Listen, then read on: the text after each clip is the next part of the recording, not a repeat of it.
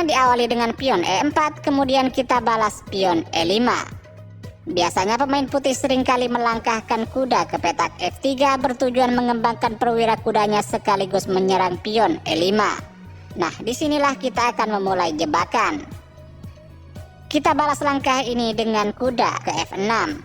Di sini kita memancing pemain putih untuk memakan pion E5 yang tidak terlindungi, dan besar kemungkinan putih akan memakan pion. Putih kuda kali pion, kita balas dengan kuda ke C6 mengajak pertukaran kuda. Di sini kemungkinan besar putih akan memakan kuda, karena nantinya akan membuat struktur pion di sayap menteri menjadi rusak. Dan setelah kuda kali kuda, pion kali kuda sekaligus membuka jalur serangan gajah. Pada posisi ini pion putih di E4 tidak terlindungi dan sedang diancam oleh kuda. Ada beberapa pilihan langkah yang dapat dilakukan pemain putih dan kita akan membahas langkah tersebut satu persatu. Pertama, bagaimana jika putih memajukan pionnya ke E5 dan menyerang kuda? Kita balas saja dengan kuda ke E4 memberi tekanan pada sayap raja. Kemudian putih pion ke D3 bermaksud mengusir kuda, kita tempatkan saja gajah di C5 menyerang pion F2 2 kali. Jika pada posisi ini putih nekat memakan kuda, maka makan saja pion F2 skak. Dan raja tidak bisa ke petak D2 karena diblokir oleh menteri. Jika raja makan gajah, maka kita makan menterinya yang gratis ini. Atau jika raja mencoba kabur ke E2, maka tempatkan saja gajah ke G4 skak. Raja hanya punya satu pilihan, yaitu terpaksa memakan gajah. Lalu menteri kali menteri dan hitam benar-benar diunggulkan. Kita mundur sedikit pada beberapa langkah sebelumnya. Bagaimana jika pada posisi ini putih tidak memakan kuda melainkan gajah ke E3 untuk melindungi petak F2 sekaligus menyerang balik gajah? Makan saja gajahnya dengan gajah. Lalu pion kali gajah, menteri ke H4 skak, raja hanya bisa menghindar ke petak F2. Dan setelah gajah ke G4 skak mat. Atau jika putih mencoba menutup skak dengan pion, makan saja pion dengan kuda. Jika pion kali kuda, maka menteri kali benteng. Pada posisi ini pastinya hitam sangat diunggulkan karena telah berhasil mengacak-ngacak pertahanan putih. Oke, kita kembali lagi ke belakang.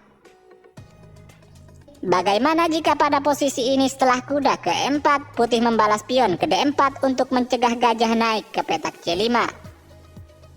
Kita balas saja dengan menteri ke H4 dengan ancaman skakmat di petak F2. Jika pion ke G3 menyerang menteri, makan saja pion dengan kuda dan menyerang benteng. Pada posisi ini seperti yang sudah saya jelaskan sebelumnya, pion H tidak dapat memakan kuda.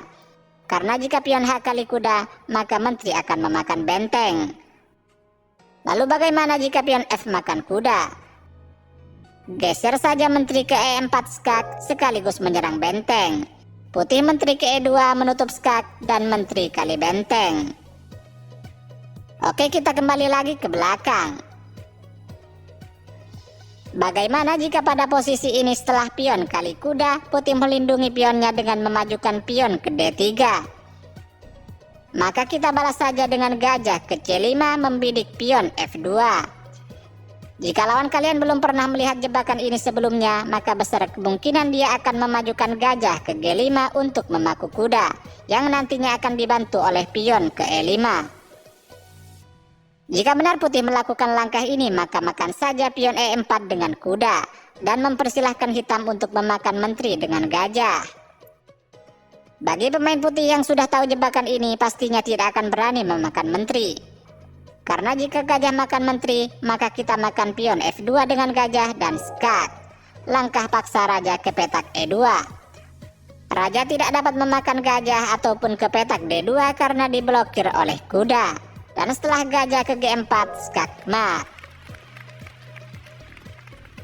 Bagaimana jika pada posisi ini putih melindungi pionnya dengan kuda? Balas saja dengan gajah ke C5 menyerang pion F2. Jika gajah ke C4 bermaksud mengembangkan perwira sekaligus membuka jalan rokade pendek, maka gerakan saja kuda ke G4 menyerang pion F2 2 kali. Jika putih tetap melakukan rokade pendek, kita letakkan saja menteri ke H4 dengan ancaman skakmat di petak H2. Langkah terbaik putih adalah pion ke H3 mencegah serangan menteri sekaligus mengancam kuda. Lalu kuda kali pion dan menyerang menteri. Benteng ini tidak dapat memakan kuda, karena jika benteng kali kuda maka menteri kali benteng skak. Jika pada posisi ini putih mencoba menyelamatkan menteri ke E2, maka kita balas kuda kali pion, double skak oleh kuda dan gajah. Raja hanya bisa ke H1 atau ke H2. Kemudian setelah kuda ke F4, skak mat. Atau jika pada posisi ini menteri mencoba ke F3 sekaligus memberi ancaman skak di petak F7 yang dibantu oleh gajah, maka makan saja pionnya dengan kuda skak. Raja diskak 2 kali oleh kuda dan gajah. Raja hanya bisa ke H1 atau ke H2. Jika raja ke H2 maka kuda kembali lagi ke F2 skak. Langkah paksa raja ke G1. Lalu ditutup dengan menteri ke H1 skak mat. Oke, kita kembali lagi ke belakang. Bagaimana jika pada posisi ini setelah gajah ke C5 putih gajah ke E2? Persiapan rokade pendek sekaligus mengontrol diagonal H5 untuk mencegah kuda menempati petak G4. Kita balas saja dengan pion ke H5 untuk persiapan kuda ke G4. Kemudian jika putih pion H3 mengontrol petak G4, majukan saja menteri ke D4 dengan ancaman skakmat di petak F2. Putih rokade pendek dan kita balas kuda ke G4. Lalu pion pukul kuda, pion kali pion. Dengan rencana berikutnya adalah menteri ke E5 dengan ancaman skakmat di petak H2. Di sini putih dapat mencegahnya dengan memajukan pion ke G3. Lalu menteri ke E5 dan raja ke G2 menambah perlindungan pion sekaligus menghindari serangan diagonal gajah. Kemudian kita balas gajah kali pion.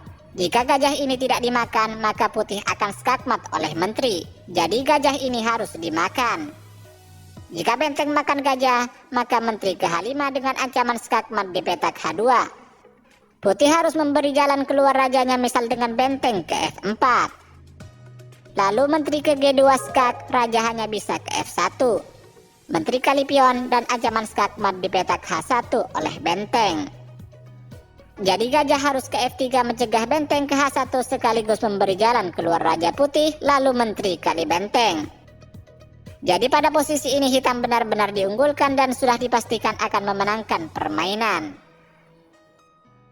Lalu bagaimana jika pada posisi ini raja yang memakan gajah? Maka gerakan saja benteng ke G2 skak. Hanya ada 3 pilihan jalan keluar bagi raja putih. Pertama, jika raja ke E1 maka menteri kali pion skak. Benteng menutup dan menteri kali benteng skak mat. Atau jika raja ke G1 maka menteri kali pion dan skak mat. Jadi langkah terbaik putih satu-satunya adalah raja ke petak E3. Kemudian menteri kali pion skak dan gajah menutup. Lalu gajah ke E6 dengan rencana berikutnya adalah rokade panjang untuk mengaktifkan benteng atau bisa juga dengan pion kali gajah. Nah, pada posisi ini kita pastinya benar-benar diunggulkan dan dapat dipastikan akan dengan mudah memenangkan permainan.